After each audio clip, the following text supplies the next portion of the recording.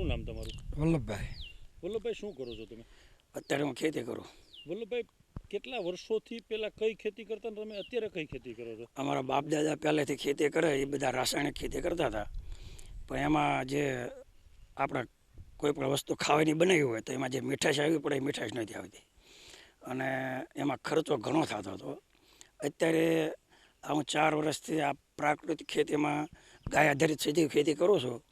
એમાં મને લાભ દેખાય છે કે એક ખાલી આપણા ખેડૂતની મહેનત છે, પછી ખર્ચો ઓછો છે, 0% કહો તો કહી શકાય. કારણ કે મહેનત કરવી એટલે પછી બીજો ખર્ચો નથી. હું 4 વર્ષથી કોઈ દિવસે આગ્રહી ગયો દવા વિલાયતી લેવા કે નથી સંઘમાં ખાતર લેવા ગયો અને મારા આ રીતે ચાલે છે. કાંઈ તકલીફ. કયા પાકનું વાવેતર છે પ્રાકૃતિકમાં? કેટલા વીઘા? પ્રાકૃતિકમાં મારા જો 250 થળિયા ખારેકના છે, 250 થળિયા, 250 થી 350 છે સીતાફળના. આ બે અમારા મેન છે અત્યારે. અને નીચે 6 વીઘા બીજી જમીન છે, એમાં હું દર વર્ષે સિંગ કરું છું અને સિંગ કાઢીને ચીણા કરું. અને આ વર્ષે મેં ઉનાળામાં બાજરી કરી હતી. જે દેશી બાજરી થઈ ને એ મારા 800 રૂપિયા વેચાઈ ગઈ. હજી વેચવાનું ચાલુ છે, થોડીક છે એટલે. પણ ટૂંકમાં વેચવા યાર્ડે નથી જવું પડતું. આ બધું ઘરે વેચાણ આપણે થઈ જાય. તમે જ વેચો છો? અમે પોતે હું વેચું. આના ગ્રાહકો મળી જાય? કારણ કે ગ્રાહકો તો સાંભળો, રાસાયણિક જે ઉત્પાદન થતું હોય એનો ભાવ ઓછો હોય, આમાં તો ભાવ વધારે હોય, તોય ગ્રાહક મળે તમને? હા, જો રાસાયણિક જે બાજરી વેચે છે, 2 દિવસ પહેલાં અમારા ગામમાં આવ્યા હતા તો એ 350 450 વેચીને વી ગયા. હું 800 રૂપિયા લઉં છું તો મારે વેચાઈ જાય છે. એનું કારણ એ છે કે એમાં મીઠાશ એટલી વધે છે, ઓલામાં એટલી મીઠાશ હોતી નથી. એ બાજરાનો રોટલો ખાય તો કૂચાવાળા. તો પ્રાકૃતિક ખેતી કરવાથી ખેડૂતને અન્ય કયા કયા ફાયદાઓ થાય? પહેલાં ફાયદા તો ખર્ચાના.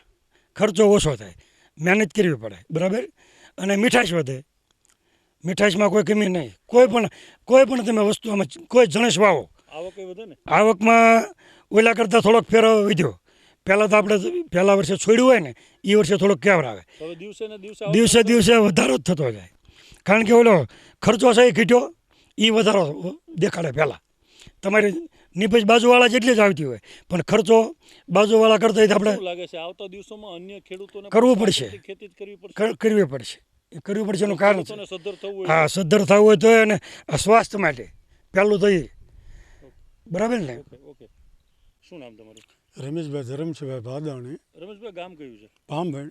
રમેશભાઈ, શું કરો છો તમે અત્યારે? હું અત્યારે પ્રાકૃતિક ખેતી ઉપર વળ્યો છું છેલ્લા 5 વર્ષથી. વર્ષોથી તમારા પરિવારની અંદર કઈ ખેતી થતી હતી? એ બધી વિલાયતી હતી, રાસાયણિક. પણ એની અંદર મોલ ફૂંકાઈ જતો અને કોઈ જાતનો સ્વાદ આવતો નહોતો. પછી અમુક આ મિટિંગોમાં જતા હતા તો એ મેં અપનાવ્યું, તો એથી અમને ફાયદો ઘણો છે. કેટલા વર્ષોથી પ્રાકૃતિક ખેતી? આ 5મું વર્ષ પૂરું થયું. તો પ્રાકૃતિક ખેતીમાં કયા કયા પાકો વાવતા હો તમે? પ્રાકૃતિક ખેતીમાં અત્યારે હું જાજી સિંગ અને ચીણા કરું છું, કપા થોડો કરું છું, અને સિંગ ઘરનું તેલ કાઢીને ડબ્બા વેચી દઉં છું અને ઘેરે બેઠા ડબ્બા તેલના વેચાઈ જાય. ગ્રાહકો મળી જાય? કારણ કે પ્રાકૃતિક ખેતીમાં તો વધુ ભાવ હોય.